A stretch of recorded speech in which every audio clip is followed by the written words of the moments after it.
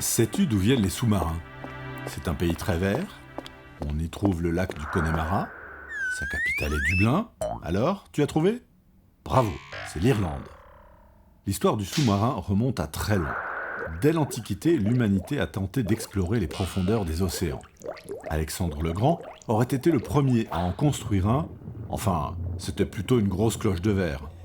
Léonard de Vinci et Jules Verne en ont aussi imaginé, mais le Nautilus n'aurait clairement pas tenu à 20 000 lieues sous la mer. Le concepteur de notre sous-marin est l'ingénieur irlandais John Philip Holland. À son époque, au XIXe siècle, de nombreux bateaux plongeurs existent déjà.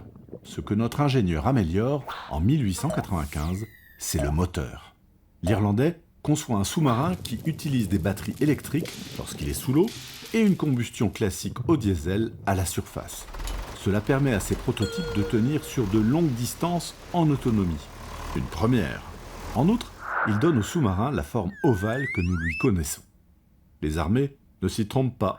Très vite, le sous-marin de John Philip Holland est utilisé par les marines américaines, anglaises et japonaises.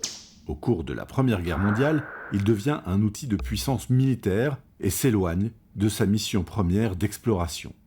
Pas sûr que notre Irlandais ait anticipé ce destin guerrier.